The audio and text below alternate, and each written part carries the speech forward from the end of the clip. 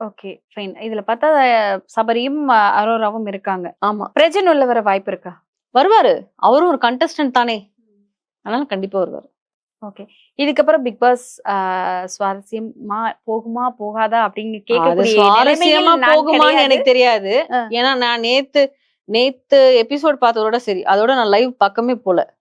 உங்களுக்கு தெரியும் நான் எப்படி லைவ் பார்ப்பேன்னு. எனக்கு லைவ் போகணும்னு தோணல, பார்க்கணும்னு தோணல. சும்மா அப்பப்ப அப்படி பாக்குறேன். அப்ப போட்டிருக்காங்க miss you Parvathi, miss you Kamarudeen. சில பேர் கேக்குறாங்க, அவங்க ரெட் கார்டு கொடுத்து வெளில அனுப்பிச்சாங்க, இப்ப மிஸ் யூ சொல்லி என்ன பிரயோஜனம்? இந்த மாதிரி கமெண்ட்ஸ் எல்லாம் வருது. இந்த மாதிரி பீப்புள்லாம் உங்களுக்கு வந்து இன்னும் தேவைப்படுறாங்களா அப்படிங்கிற மாதிரிலாம் கமெண்ட் எல்லாம் வருது. ஓகே, சந்தோஷமா. இப்ப என்ன பண்றீங்களா? மிச்சத்தின்ட்டு உட்காந்துருக்கீங்களா? உட்காருங்க, உட்காருங்க, தூங்குங்க. ம். திவ்யா வந்து லிவிங் ஏரியால படுத்துட்டு இருக்காங்க, அரோரா வந்து பெட்ல படுத்துட்டு இருக்காங்க. தூங்குங்க, வேற என்ன வழி இருக்கு? ஸோ பிக் பாஸின் நிலைமை மிகவும் பரிதாபத்திற்குரிய நிலைமை அப்படின்னு தான் தோணுது. So, இந்த வாரம் என்ன நானு சேனல் மேல இப்பவும் ரெஸ்பெக்ட் வச்சிருக்கேன். இந்த no salary, no gifts, no இது அதுன்னு சொல்றாங்க இல்லையா? இவ்ளோ நாள் அவங்கள வச்சு எல்லாம் பண்ணிக்கிட்டீங்க.